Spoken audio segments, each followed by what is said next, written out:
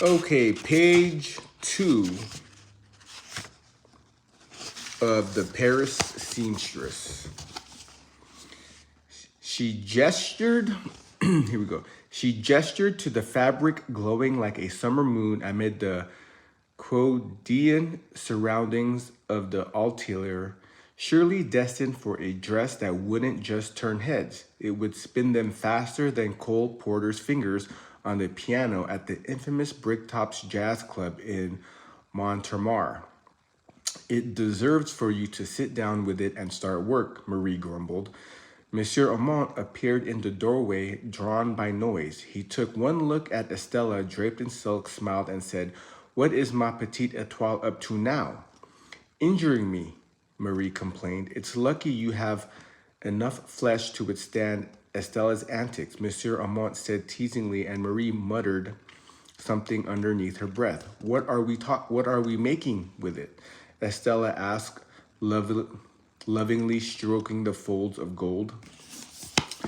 "This, Monsieur," Armand replied, handling over a sketch with a flourish.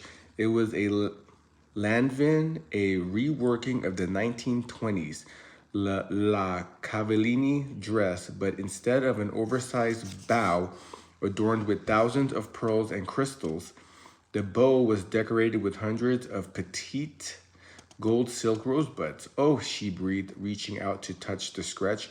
She knew the delicate rows of flowers would look like a brilliant swirl of gold from afar, and that true composition and undulating ribbon of roses would only become apparent if one was close enough to the wearer to see it properly. There wasn't a military epaulette in sight, nor a gas mask case slung across the shoulder, nor was the dress colored one of the merry variations of blue.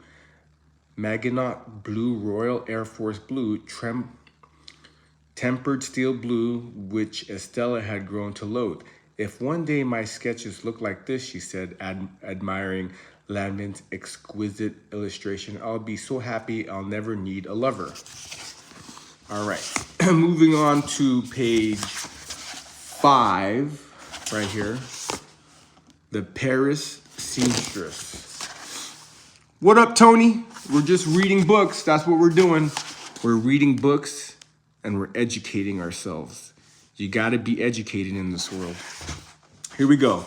"Estella," Marie reprimanded, as if no 22-year-old should even know the meaning of the world, let alone speak it aloud. Estella looked across at Jeannie, her mother, and grinned.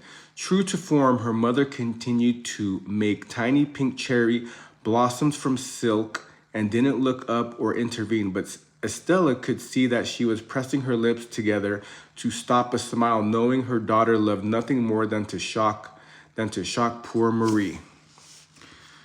"A dress is no match for a lover," Monsieur Armand admonished. He indicated the silk. "You have 2 weeks to turn this into a gold bouquet." "Will there be a remnant?" Estella asked, still holding the bolt of fabric tightly to her. "They've sent 40 meters, but I've calculated that you only need 36 if you're careful."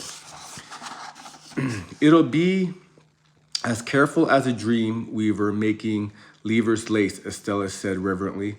She took the silk away to be stretched over a wooden frame, held in place by rows of nails. A solution of sugar and water was applied to stiffen the fabric enough so that Marie could stamp circles out of it with the heavy iron cutters. Once Marie had finished, Estella covered a foam block with a piece of clean white fabric, heated her slapping ball over a low flame, tested the temperature in a pot of wax, set the first round gold disc of silk onto the white fabric, then pressed the shaping ball into silk. It curled up instantly around the heated ball to form one lovely rosebud. She set the rosebud to one side, then repeated the process, making 200 flowers by lunchtime. While she worked, she chatted and laughed with Nanette, Marie, and her mother, as they did every day, until Nanette said quietly, "I've heard there are more French soldiers fleeing from the north now than Belgian or Dutch civilians." That's what I'm talking about. Read.